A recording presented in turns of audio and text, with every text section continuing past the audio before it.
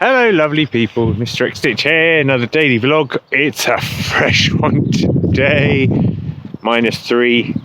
Girls have gone to nursery. I've got this problem with my car where when it goes below freezing, the actuator in the driver's side door stops working. So basically, when I try and click the car open, every door opens except the driver's side door, so I have to, like a big man in a small car, clamber through from the passenger side, which is always dignified. I've developed a technique which stops me hitting my bum on the car steering wheel and setting the horn off, so that's a bonus. It's always super frustrating, always like rah, and I have to remind myself of what the Stoics would say, which is the problem is not the problem, your response to the problem is the problem.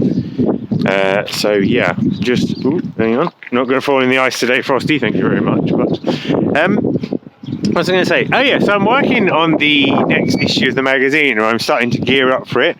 The theme is the 1970s, and we've got a great selection of designs happening, and now I have to turn my attention to the articles. And I'm hoping to do a book review. No, I'm not hoping. I'm going to do a book review on Rosie Greer's Needlepoint for Men, of which I've already done a YouTube video. And yeah, I'm hoping to just like get a little bit underneath the surface of that. I've been doing a bit of reading about Rosie and kind of the stuff that he did. I don't know where the review's going to go, but I want it to be a bit more contextual than just the book review itself. But then I was also like, I wonder what the like cross-stitch magazines were like back in the 70s. And from the tiny bit of research I've done so far, all I can tell is that there weren't really very many cross-stitch magazines, as it were, because it just kind of wasn't a thing. I've found a few catalogues that you would get from companies like Coates, which would have basic cross-stitch designs in them, and I might get a couple of those. I mean, the interesting thing I think with a lot of these publications is they'll be out of copyright now, so in a way I feel like if I can find something that's got some significance, then I might like scan them and just include them in the magazine as a sort of second lease of life or something. I need to check that out a little bit, but thanks to Nancy Hero, I think that's how you say it, on Facebook, I've been tuned into the Counted Cross-Stitch Society of America. And I've just bought on eBay the first 5 issues of the first volume of their magazine, which came out in 1975, the same year that I did.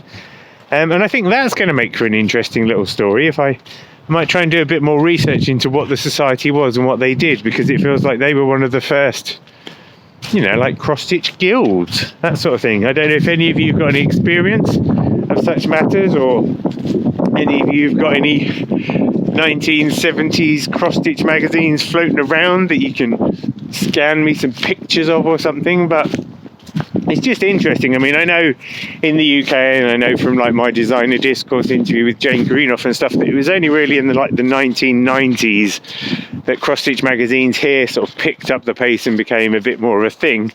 And I would argue that that's probably the same in the States.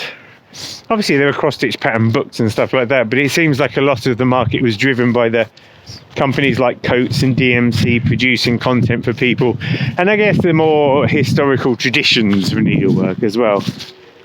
But yeah, it's going to be interesting whether I'll get the magazines in time. I'm buying them from California, and hopefully they'll get shipped over to the pond quick enough that I can have a look, have a think, scan a bit, pop them in.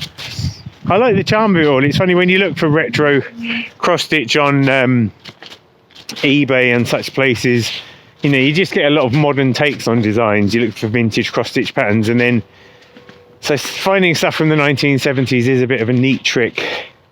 But it'll be interesting to see. I don't know whether any of you guys have got any historical 1970s designs. I've got a feeling that a few of you might have a penchant for such retro niceties or whatever. But if you've got anything, let me know. Perhaps drop me an email, hello@xstitchmag.com. And yeah, if you've got anything that is of that era, I'd be interested to see it. I kind of wanted to get a bit of a sense of what the styles were like and stuff. And what I'm realizing is that a lot of the patterns had to be produced, they didn't no computers, so a lot of it was hand-produced patterns and stuff like that. So there was a certain simplicity in the production of these things. yeah, I don't know. I think it's just going to be interesting, and I just hope I've got the time to do it justice.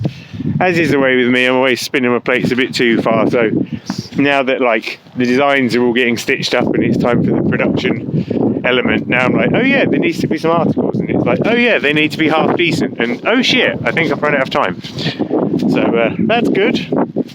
Anyway, thanks for being here. I'll catch you on the next one, people. Love you. Bye.